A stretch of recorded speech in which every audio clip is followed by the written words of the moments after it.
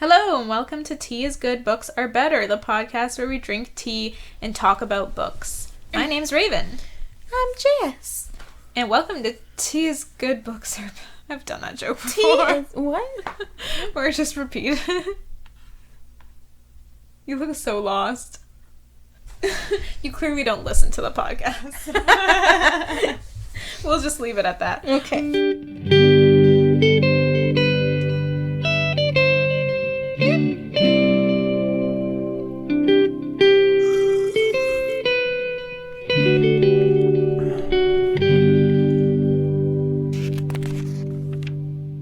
Alright, so this time we're gonna get right into it because there was a lot of tangents in the last episode. And we want to hear about these consequences. Consequences. Consequences. Okay, so I guess we can jump straight into where do we leave off our characters, Jess? We just left off with Sansa and Joffrey and Arya having a little Altercation. altercation's a nice word. Yeah. Arya's in some deep shit. Yeah. We're gonna find out what's gonna happen. Yeah. And Arya, Sansa, and Ned are still traveling south. The king. John's going John up. and Tyrion are going north. Cat is actually coming south too. Kat's decided to go south, yeah, but she's gonna take a boat. She's gonna take a boat. Get there before Ned. Yeah. And Dany is Still on our wedding night, I guess. Yeah, we left her off having just boinked Drogo. Done the nasty. Done the consummation. The horizontal tango. And what are we drinking today? Same shit. Rooibos passion fruit. Still really tasty. Still really tasty. Are we on chapter 16? All I know is that we're on chapter Eddard. Chapter Eddard. Okay, that would be me. Chapter 16. Eddard. Eddard. Okay. Ned is told that Arya has been found. Turns out she's been missing for 4 days. Yeah, 4 fucking days. And there have been multiple search parties, some made up of Ned's men, and some made up of the Queen's men. Ned wants Arya brought to him immediately, but he is informed that she has been taken before the king at the Queen's command, which pisses him right off. Mm-hmm. They have been staying in a castle south of the Trident, whose lord is Sir Raymond Derry, who is not very welcoming. He had fought for the Targaryens and lost 3 older brothers during the war. So, finally, we know of one person who may still be loyal to the Targaryens. Yeah, but he's like a small hold. Yeah, he doesn't own like a He's not like kingdom. a warden. He's not a lord or warden, yeah. A warden of a compass. Warden of a compass? You know, like Stark is warden of the north. Tywin is the warden of the west. Yeah. Who's the warden of the south? Do we know? I don't guess. I don't think And so. there's currently no warden of the east, but it was promised to Jaime. Yeah. Okay.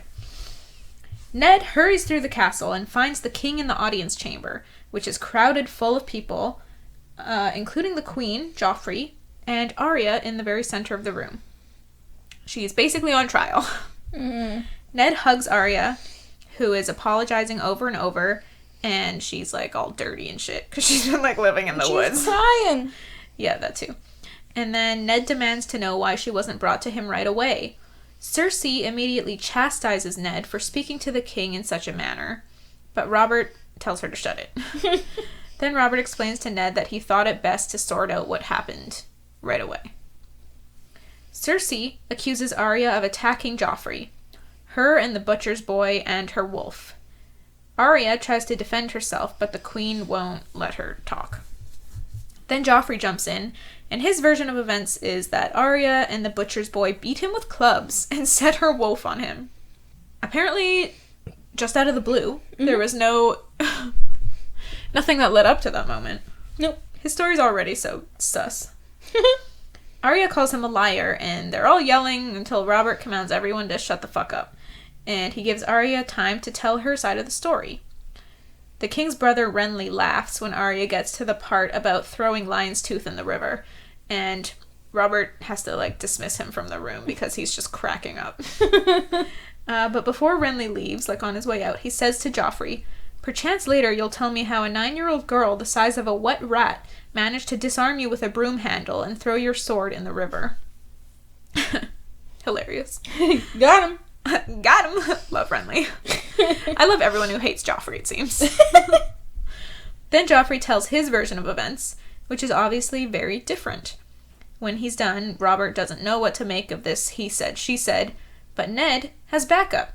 He calls forth Sansa and asks her to tell them what happened. But Sansa stammers and says that she doesn't remember, and Arya flips her shit and leaps at Sansa and starts beating her right there in front of the king. I suppose Arya can tell that Sansa is acting like she doesn't remember, so that she stays... She's lying. She stays on Joffrey's good side. Joffrey? Joffrey. Joffrey. Ned pulls Arya off Sansa, and Cersei then calls Arya wild and says she wants her punished. Robert, however, thinks that no lasting harm was done, but when Cersei insists, he tells Ned to see that his daughter is disciplined and says he will do the same with his own son. Ned is relieved for a moment until Cersei brings up the direwolf. After some back and forth between Robert and Cersei, Robert agrees that the direwolf should be dealt with. Nymeria, however, cannot be found. Seems like she ran off into the woods with Arya, but did not return with her. But Cersei will be satisfied with any wolf, it seems, because she points out that there's still a wolf here. Lady. When Sansa realizes what they're talking about, she starts to freak out, saying Lady didn't do anything, yeah, it was all Nymeria. Even Arya tries to defend Lady. He's like, Sansa, this is your time to come clean. Right? Save your pup. Yep. No, she chose Joffrey. Well, would they even take her seriously? They'd probably just be like, oh, now you're trying to change your story and, like, put it all on the prince. Wow. Yeah. You know what I mean? Yeah, even Arya tries to defend Lady on behalf of Sansa, which is solid. It is. Ned begs Robert to reconsider, but Robert merely looks at his wife, curses at her, and leaves. So, Lady's death sentence has just been signed. So Ned says he will do it himself if it must be done, because Lady is of the North and deserves better than to be butchered by the butcher. So he leaves Sansa wailing in the room and goes outside to where Lady is chained up. So Sansa doesn't even get to say goodbye? Fuck. He takes in the pup for a moment and notices for the first time that her name suits her. He sees that she's the smallest, the prettiest, the most gentle, and the most trusting. Then he lops her head off. With ice. Yeah. No, actually, there's an interesting writing choice here. Oh. It kind of cuts straight to when it was over. Blah, blah, blah, blah, blah. Yeah. So we don't actually see him kill Lady. No. Which makes me wonder what the reason for this decision is to not show it. What do you think? I didn't want to see. That's I heartbreaking. Guess. Maybe also because Ned, like, really did not like having to do this. So he just, like, he would just block it out. Like, do it quick and not think about it. Duty. Just get it over with. Oh shit. First direwolf dead. Oh, it is the first dead direwolf. And it fucking sucks and it's sad. It's the sweetest one. It's fucked up. That is fucked up. Fucking Cersei and Joffrey. It's disgusting. Moment of silence for Lady. Moment of silence. Afterwards, Ned is walking back to the tower he's staying in when Sandor Clegane and his riders come through the castle gate with a heavy shape. What's going on here? You're shaking your head violently. No. You're not like... Oh, just wait. Ugh. Sandor Clegane and his riders come through the castle gate with a heavy shape wrapped in a bloody cloak over the back of his horse. At first, Ned thinks it's Nymeria, but it turns out to be even worse. It's Micah the butcher's boy, and he had been cut almost in half from shoulder to waist. Oh my god. When I read that, I was shocked. Dude. My mouth dropped, and I like turned around to Johnny, I was like, what the fuck? 13! He's 13! cut in half. I mean, so he was running and they ran him down and just sliced. Mm-hmm. The Hound laughs, saying that the boy ran, but not very fast. Well, this is super fucked. And dude, 0 to 100 in this book. In this chapter. It's a harsh lesson for Arya. Yeah, and Sansa. Oh, man. Welcome to the Lannisters. You ready to join our family? Welcome to the We king. killed your brother and your dog. Oh my God. I guess Bran's not dead, but... Friend? Could be dead. Man, that was fucked. So that was a fun chapter. Moment of silence for Micah the Butcher's Boy. That was fucked. There's going to be a lot of these. Yeah. But yeah, we promised you consequences. Consequences. So here you go. For Mike. Lady dead and Micah dead. He just ran. Man. Fuck. He did Micah nothing. didn't even do anything. He didn't do anything. Literally nothing. He didn't even stand up to Joffrey. No. And killed. And We this didn't is even... the harsh world of Westeros that we're Yeah, entering. yeah. Welcome to Game of Thrones. You think the show was violent? Put on your seatbelts. Because we about to hit the gas pedal, baby. All right. Moving on to chapter 17. Bran. Who? I thought that boy was dead. I thought that boy was in a coma. Brandon. Bran is falling. It feels as if he's been falling for years, and he can't see the sky, only gray mist. He's waiting to finally hit the ground so he can wake up. And if you don't, a voice asks. The voice tells him to fly, but Bran can't fly. Did I skip a page? Nope. How do you know? Have you tried? Says the voice. Bran looks around and he sees a crow following him. Surprised it was a crow. Yeah. I guess the crows it would are be his a friends raven. on the towers. True. Yeah. And it does ask for corn later. Does ask for corn. Delicious corn. I guess as he was actually falling, he did see the Yeah, the last crows thing you saw with the crows. circling the tower. Okay. Hmm. All right. Bran asks if it's really a crow, and the crow retorts, "Are you really falling?" "It's just a dream. I'll wake up when I hit the ground," Bran says. "You'll die when you hit the ground," says the crow. Bran starts crying, and the crow tells him to fly. Bran tells him that he doesn't have wings, but the crow says there are different kind of wings. Bran is falling faster, and the crow tells him to look down, but Bran is too afraid. The crow yells, "Look down!" And he finally does. And he sees all of Westeros. He sees Winterfell, he sees Maester Luwin, Robb, Hodor, and his mom. He sees the weirwood tree, and the tree looks up at him. But he sees his mom traveling Oh, yeah, he does. by boat to King's Landing. By boat. So she is not in Winterfell anymore. Right. He looks down to the trident and he sees his father pleading with the king, Sansa crying herself to sleep, and Arya sitting alone in the dark. He looks north and he sees Jon sleeping in the cold. He looks past the wall into the heart of winter and cries out afraid. Oh, what does he see there? "Now you know why you must live," says the crow. "Winter is coming." Oh, shit! "I'll shit." Oh, shit! Bran looks at the crow and sees it has a third eye, full of a terrible knowing. It urges him again, "Fly." Bran spreads his arms and he flies. He's delighted. It's better than climbing. The crow flies in front of him and pecks him in the forehead.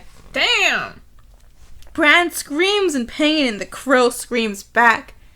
This was like really strong imagery. No, like a long scream. The crow then turns into a serving woman, and he's in Winterfell, laying in his bed. The serving woman drops her serving basin and runs from the room, shouting, "He's awake! He's awake!" Bran feels something moving on the bed. over his legs, although he cannot feel them. His direwolf, much bigger than he remembers, looks down at him. Robb bursts into the room and Bran tells him that the direwolf's name is Summer. I kind of teared up there. I was like, this is... that's such a cute name. I don't know. So the naming of Summer and like what Bran just experienced with winter is coming and that stuff sort of hit me in the emotional block. Did you explain why he named him Summer? I believe it was because of the whole, like, he needs to live because winter is coming. Right. Mm-hmm. And, yeah. Okay. And, like, he felt how warm the wolf was sitting on top Oh, of him. yeah. And I forgot that. And then, yeah, it's like the opposite of winter. Nice. Mm-hmm. Winter may be coming, but summer's here, bitch. Well, that's that chapter. There were a couple things that I noticed. Yeah. Okay, it was the part where he was, like, looking down and seeing a bunch of shit. Yeah. Yeah, after he sees Arya. Everything. He does see everything, yeah. But after he sees Arya sitting in silence, there were shadows all around them. Around his sisters, I think it means. One shadow was dark as ash with the terrible face of a hound. I wonder who that is. That's clearly Sandor Clegane, because he just killed Arya's friend. Another was armored like the sun, golden and beautiful. Who do you think that is? Is that Jaime? I think it's definitely a Lannister. The golden and beautiful. I can't think of who will be. I don't think Sansa or Arya was really affected by Jaime. But I can see Cersei. But I don't understand the armored part, yeah. But maybe it's a different type of armor. You know what I mean? Joffrey? Joffrey, could be. Was he wearing armor? I don't remember. Like, I can see him trying to dress like a... Like a little knight? Yeah. Yeah. Over them both loomed a giant in armor made of stone. But when he opened his visor, there was nothing inside but darkness and thick black blood. No, what is that? I was like, what the fuck? What is that? Scary as fuck. Is it the hold? Sounds like... The hold fast? The what? The hold fast that they're staying in? Like the history of that? It makes me think of the mountain. But we haven't been introduced to them. We haven't been introduced to the mountain, yeah. If it is the mountain, is that saying that he's like nothing but death? I don't think it is the mountain, but it makes me think of the mountains. Yeah, because he's the only character. Like, huge guy. I'm like, mountain? Huge, and then with a visor and thick black blood underneath. Yeah, it makes me think of the mountain. That's scary, though. Like, what is that? But yeah, interesting. Maybe we need to ask our audience what they think. Ooh. When I upload this episode, maybe I'll ask. That'd be cool. On the social medias. Because that's something I'm curious about. Who do you think this is? Because that is scary. Quote, over them both loomed a giant in armor made of stone, but when he opened his visor, there was nothing inside but darkness and thick black blood. Armor made of stone. Yeah. And it's someone looming over both Sansa and Arya. Yeah. I don't know. Mystery. Fate. Destiny. I don't know. I'm curious to see what people say. Cool. So there was that. And then... Freaky. Oh, it also said, Ashai by the shadow, where dragons stirred beneath the sunrise. That's when he looked over at Essos, eh? Is it? Yeah, he looked over at Essos. I just didn't add it because I was like, Where dragons stirred beneath the sunrise. I was like, say what now? You seeing dragons? Where are the dragons? Yeah, he looked across the narrow sea at Essos for a bit, then he came back and looked north. Yeah. I'm overall pretty shook by the way this chapter is written. Yeah, like, that was an intense wake up. Yeah. It captures an ethereal, like, dreamlike quality while also being easy to follow, which I think is not the easiest thing to do. Because it's like, how do you go kind of surreal and abstract without going too surreal and abstract? And it doesn't explain everything that's going on, but it shows enough to make Bran's fear kind of real in the reader. Like we were just saying about the huge shadow dude with the stone armor. We're like, what is that? That is scary as fuck. Yeah. And I looked back at the chapter as a whole and was kind of thinking to myself that it kind of has the beats of like a full story in just this one chapter. Oh yeah? Yeah, there's got like ups and downs, Bran like doubting himself and then like reflecting on his past and like learning from it and like making choices based off of it and then going forward and getting results. And it was like, It's a lot in this chapter. Yeah. Damn. I feel like this chapter took a lot of time. Probably did. That would be my assumption. Okay, anyway. Let's move on to chapter 18. Catelyn. We're back to Catelyn. Cat and Sir Roderick had taken a Tyroshi ship and are now an hour away from King's Landing. Sir Roderick had gotten violently seasick on the journey and had to shave his mustache because he kept getting vomit on it. I found out a while ago that I'm a sympathetic vomiter. Oh, yeah. That sucks. One time, Dad needed to go to the ER because he was like, had a lot of head pains. Oh, yeah? Oh, migraines. I guess, but it like got to the point where he was like puking. He says he vomits when he gets migraines. And it was like, I couldn't even be around him because it was so disgusting. Just like the sounds of him throwing up. I was gagging. And I could feel like my skin getting that like sweaty prickle. Yeah. That means I'm gonna puke. You know what I mean? Like disgust. Just like the goosebumps. Yeah. But yeah, I'm saying I'm the same. God damn it. Sir Roderick warns Cat that there are some that would recognize her on sight in King's Landing. And Cat nods. Littlefinger. Sir Roderick tries to awkwardly ask about their history, and Cat tells him that Peter Baelish was her father's ward, and though she loved him as a brother, his feelings ran deeper. When she was betrothed to Brandon Stark, Peter challenged him for the right to her hand. Brandon was 20 and Peter was 14. Lol. Cat had to beg Brandon not to kill him, so he left him with a scar. And her father kicked him out of their castle. Damn. And that was the last that she's seen him. Sir Roderick tells her that he sits on the small council now, and she says that she knew he would rise high, he'd always been clever. But it's one thing to be clever and another to be wise. True. So, and then the Far Eyes calls Lando. And the Far Eyes. Oh, I saw your Instagram. I know. And I was like, what? What is a Far Eyes? And I was like, that's not what they call them here. So I tried saying, what do they call them? And I had to Google that shit. They don't have names. It just says crow's nest. The dude who hangs out in the crow's nest. It's just called Far Eyes. The Far Eyes. Yeah. King's Landing slides into view, and we learn a little about its history. Which was I actually like this. I liked it. I like all the history parts. Right? I'm like, thank you, George. Did you get to did you explain why Littlefinger is called Littlefinger? Because he's from the fingers. And he's short. Yeah. He's from the smallest finger.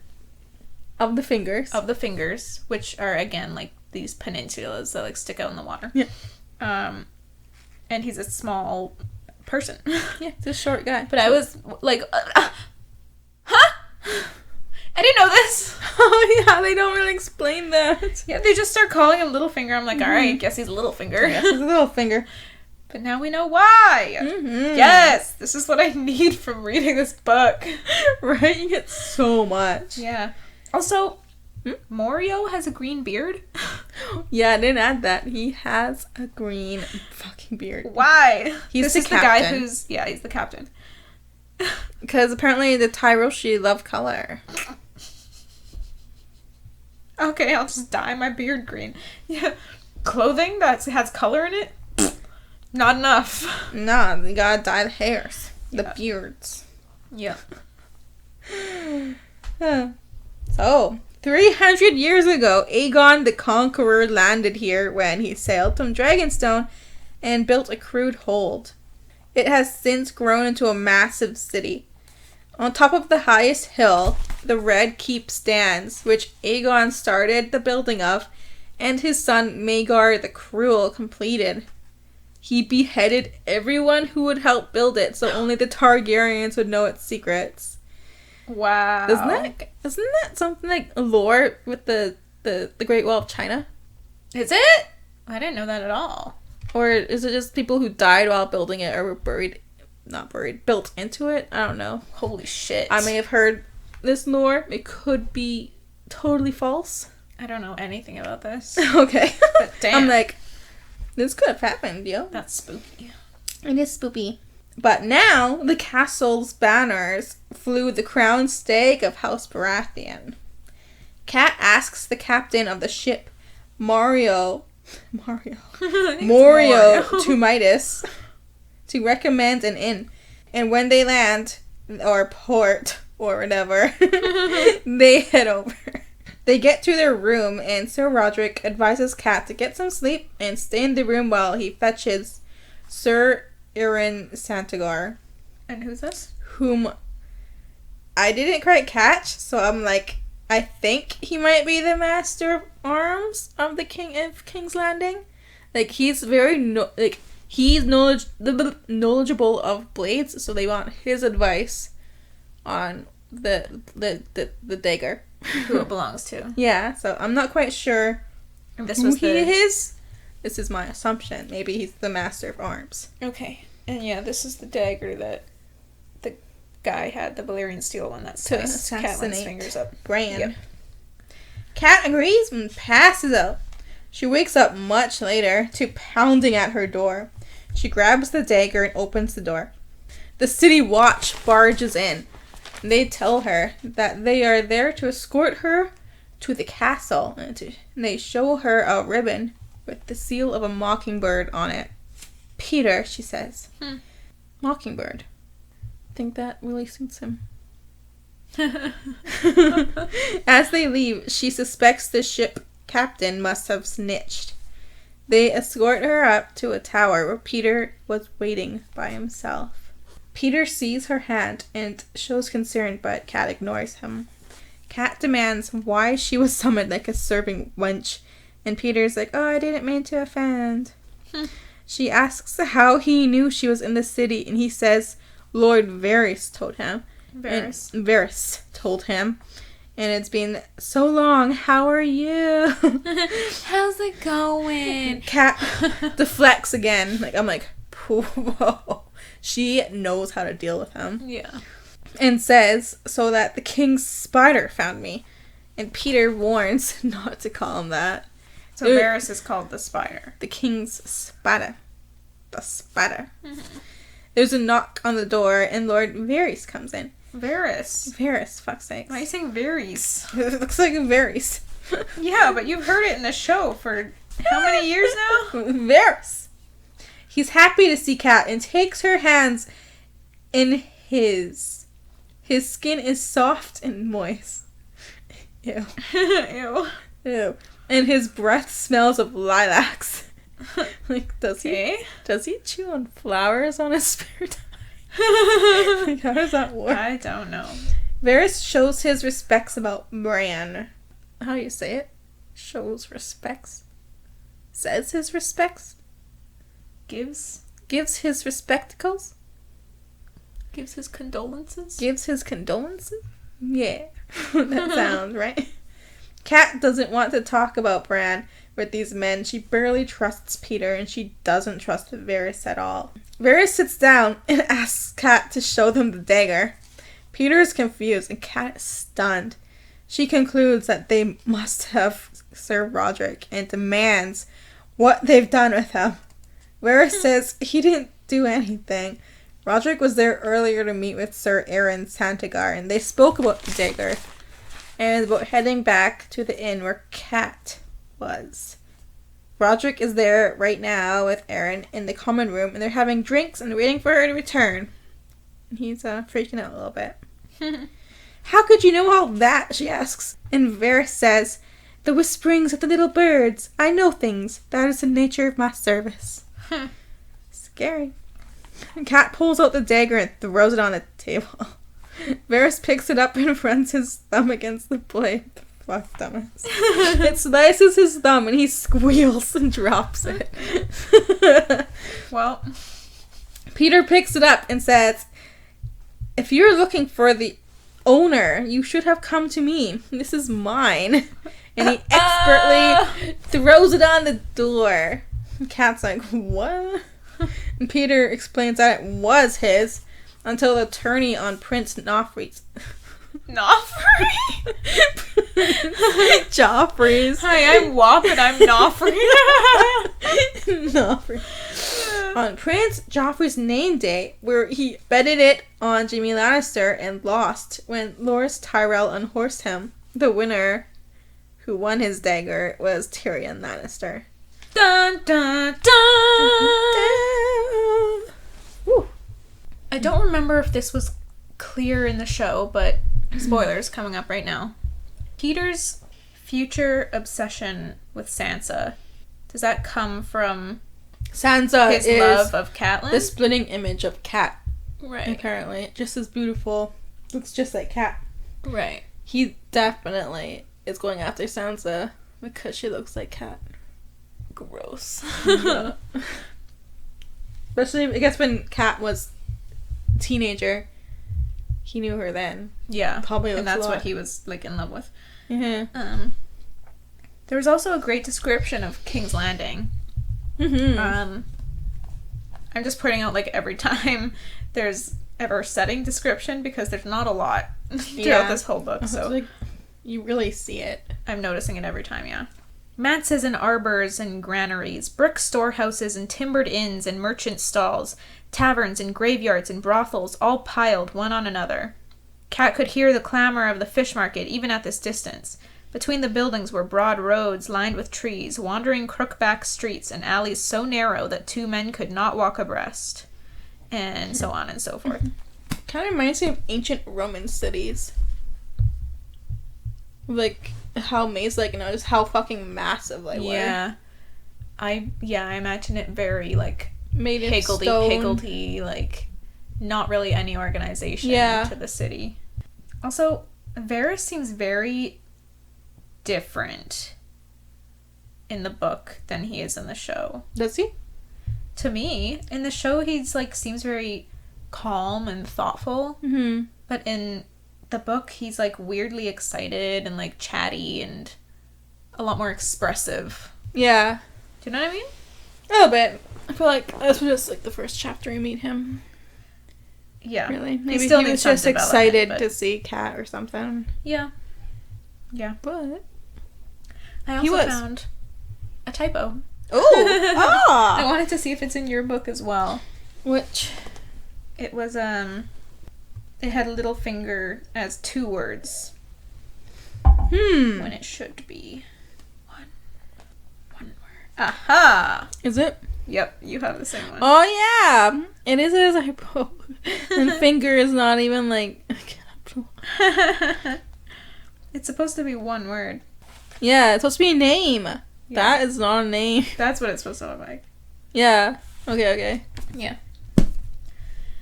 That kind of thing always makes me wonder, like, does George read his own books? And then does he notice stuff like that? Maybe. And if he does, is he able to be like, yo, there's a typo here in the new prints, can you fix that? You know what I mean? Right? It makes me wonder that sort of thing. But I don't know anything about the logistics behind publishing books. Also, I think it's hilarious that Tyrion bet against Jaime. Yeah, we've learned that he won a lot that day. So many people bet On Jaime. Including Cersei. She bet her emerald.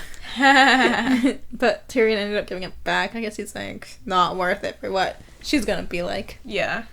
Well, we know Tyrion is smart because he knows. We know that Loras. He's got that observant sort of. Yeah, so he would see Loras and be like... This is a We haven't met Loras yet. Yeah. We got a brief mention of him in this one as being the one who beat Jaime. Yep. In the... Unhorsed him. That was a pretty joust? badass. Yep, a joust. Yeah. So we'll meet Loras later.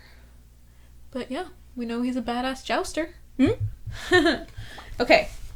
Last chapter for this episode is chapter 19, which is John. Hashtag Bay. That's gross though, because he's 14. True. Okay. But in the show, he wasn't. Wait, how old was Kit Harrington when he started? I have no idea. Looking it up. Kit Harrington age. I'll just do the math. What year was... He's 32 now. So it was 10 years ago? 22? He's 22? Kit Harrington's fucking hot. He sure fucking is. It's one good looking man. I like his hair. I like everything. I saw a picture, like a candid picture of him on a subway, and I was blown away at how fucking hot he was. Like, he didn't even know he was getting a picture taken of him. He's just standing there, and I was just like, whoa. He's like a god. Dude, let me find it, because how is this? This I'll guy look it is up. just standing on the train, On subway. minding his own business, and he looks... This? No, this one. This? The way he's standing. Motherfucker. You saw that on a train, you didn't know who that is. I would be all eyes. Yeah. Look at the way he's standing. Dude, and that's pure he top. looks- Like, I know I'm sexy. That's that stand. But I don't even think he knows he's sexy. Looks like a fool. Which makes him more sexy somehow. Bruh. Fuck me. God. Please. John. Get on with John. Hashtag bae. Okay. John is sword fighting with a boy called Gren, and John kicks his ass easily. Bitch. Someone called Sir Alistair Thorne eventually calls for them to stop, and when Gren tries to complain that John broke his wrist, Sir Alistair merely says Gren is lucky these swords don't have an edge, or he would have lost his hand. Mm-hmm. John leans on his sword, and then Sir Alistair turns on him, calling him Lord Snow and asking him if his legs hurt, so kind of mockingly, like, Oh, Lord Snow, your legs in pain. John hates this nickname that everyone is using for him, as it's meant to mock his bastard status, I'm guessing. Highborn bastard. Yeah. At first, John says his legs don't hurt, but eventually admits he is tired. After Alistair tells him to tell the truth. Sir Alistair then calls him weak. John argues, saying that he won the fight, but Sir Alistair says he didn't win, the other boy lost. John does not say anything to that. He's beaten everyone Sir Alistair put in front of him and still hasn't received anything other than derision from the knight. Sir Alistair dismisses them and the boys head back to the armory where they undress. It's extremely cold. I said that weird. Cold. It's extremely cold as John is taking his clothes off, and he misses the warm walls of Winterfell. He thinks about the fact that no one told him the wall would be like this, not even his father, who must have known what it would be like. Mm-hmm. The only person to give him a semblance of truth had been Tyrion Lannister during their ride north. John even feels abandoned by his uncle, Benjen, who seemed to become a different person up here. He is first ranger, so he spends his days with the high officers, whereas John is left with the newbies. 3 days after their arrival, John hears that Benjen will be leading a ranging into the haunted forest. John wants to go with, but Benjen tells him he can't come. Quote, "On the wall, a man only gets what he earns." When John watches Benjen leave, he wishes he would die and makes himself feel sick. He, imagines him dead in the snow. And he wonders what he's becoming. Me too, John, because damn. I guess he feels very, like, abandoned. Yeah. But, dude. He wasn't really expecting anything, and no one's told him. Yeah. For reals. What to expect. Yeah. Which I guess is a different kind of abandonment. More like a betrayal, yeah. Yeah. Because obviously people knew what he seemed to think the wall was. Mm-hmm. So he's like, why did no one, tell me the truth? Say. Yeah. And I see the whole, like, Benjen changing as soon as he gets to the wall, being another shock change. Yeah. Yeah. Jon misses his true brothers and sisters, even Sansa. But he especially misses Arya. Just like him, she never seems to fit, but she can always make Jon smile. Such cute. Mm-hmm. Then Gren approaches and says that Jon broke his wrist. He has a few of the other recruits with him, including the rapers they had traveled with. Jon politely says he'll break the other one for him if he asks nicely. Boom. And they start insulting Jon, and they... Excuse me. My tummy hurts. They start insulting Jon and ask about his mother, then say she was probably a whore. So Jon lunges and they get into a fight. 4 against 1. And Jon is holding his own as well as he can, while also being sassy. I fucking love him. The boys eventually get him on the ground and start kicking him, and that's when Donal Noy appears and orders them to stop. He is the armorer, I believe. Yeah. Which I suppose just means he's in charge of the armory. Duh. All the boys immediately start blaming Jon, saying he tried to kill them, he broke Gren's wrist, etc. Noy looks at the wrist. He thinks it's just a bruise or a sprain at most, so he sends Gren off to see the maester and dismisses the rest, but orders Jon to stay. Noy says it was foolish to attack them, even if they called his mother a whore. Jon tries to say that his father wasn't the type of man to sleep with whores, or isn't the type of man to sleep with whores. But Noy says that his honor didn't prevent him fathering a bastard. Then Noy says some people's mothers are whores, and it doesn't matter.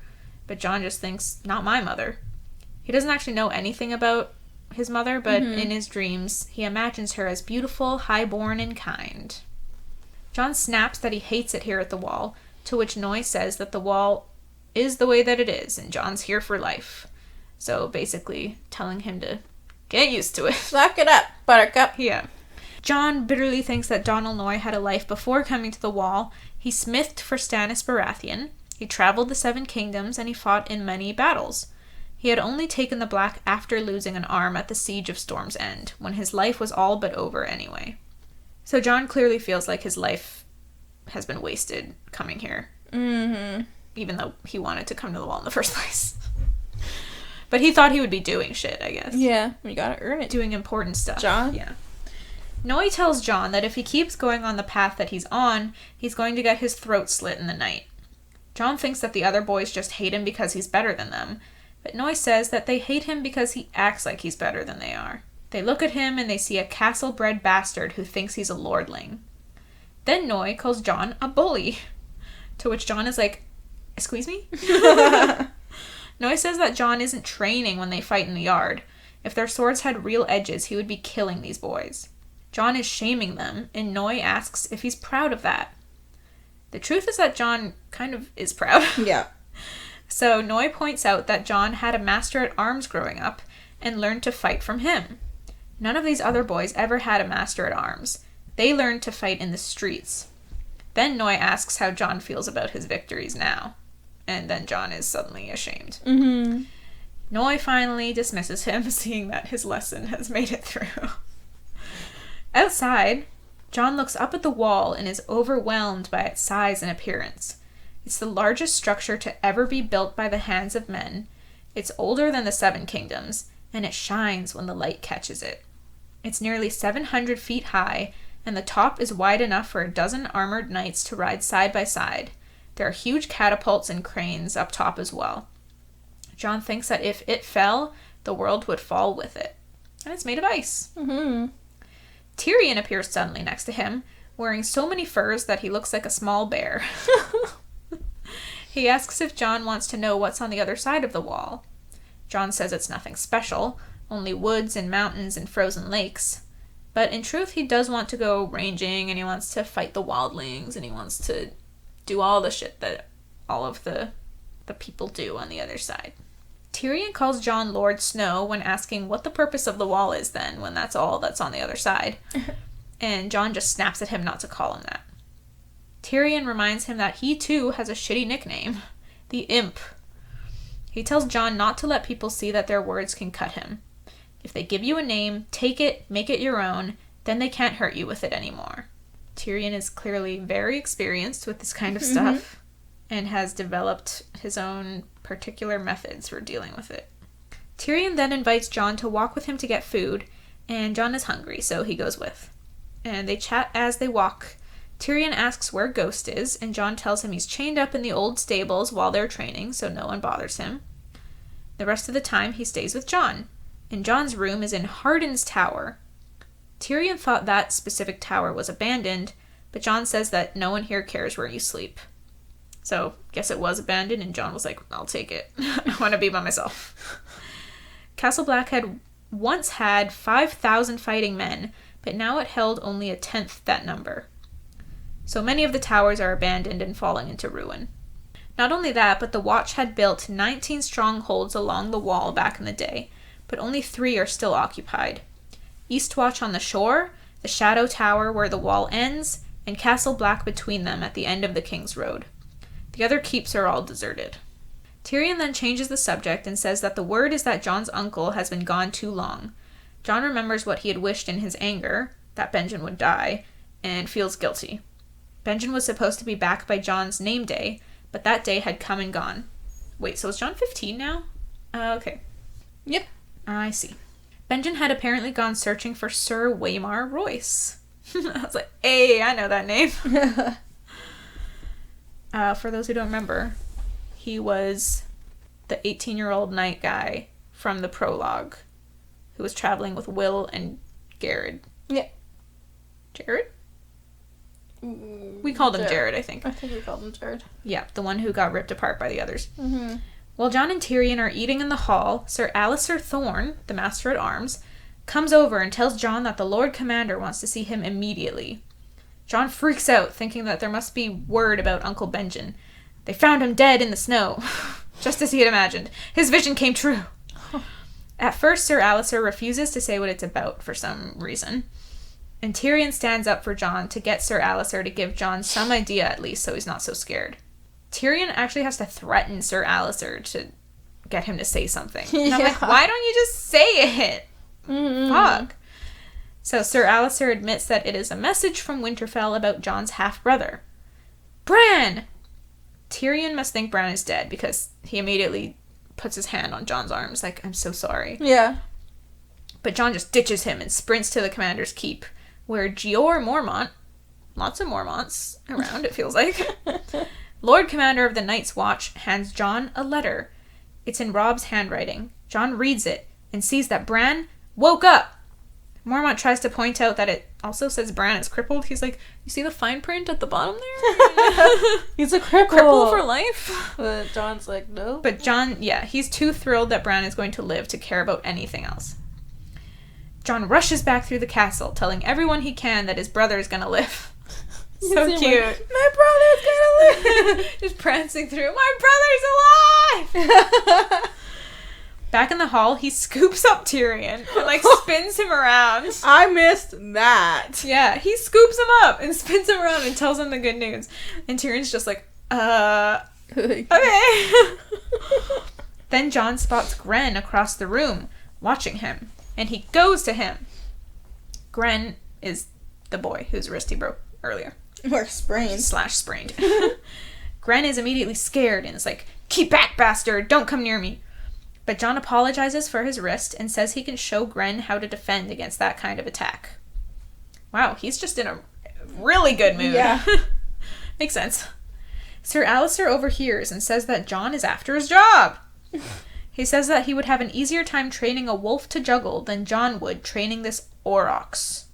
I googled what aurochs were. You did? Yeah, me too. I was like, what the fuck is this? So an aurochs is a type of ox or cattle, And apparently in Westeros, they are a symbol of size, strength, stubbornness, and stupidity. So this is the nickname Sir Alistair gave to Gren. So I guess he's like a big guy, but also really dumb. Jon decides to take that wager. He says he'd love to see Ghost juggle. Tyrion is the first to laugh, and soon the whole hall joins in. But then Alistair's expression darkens, and he tells Jon that that was a grievous error. I was like, what the hell does that mean? Bro. Making some enemies. Damn, what does he mean? Anyway, we have to end it here because Jess has a stomachache, and I'm about to piss my pants. Did you hear me? See me holding myself? I'm about to pee myself. Okay, so... Hey guys, Editing Raven here. We forgot to plug our stuff at the end of the episode, so I'm gonna do it here and now with this strange-sounding, recorded after-the-fact audio. If you want more of the podcast, please check us out on Instagram. The podcast Instagram is Tigbab Podcast, Tigbab. You can also follow us individually. Mine is Crimby, Jess's is Jess.Egan24.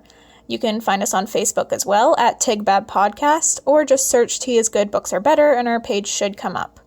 Also, please check out our good friend Baram Barami on YouTube. He made our jingle you heard at the beginning of this podcast and makes lots of cool music on his channel. That's Bahram, and last name spelt the same with an I on the end. Yes, that's his real name. And lastly, we also have a Patreon. We have different tiers with different rewards, and you'd really be helping us out with your contribution. But we also just appreciate you listening.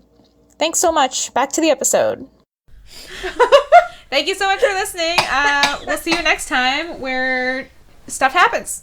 Where stuff happens? Love you. Bye. Love you. Who are you talking to?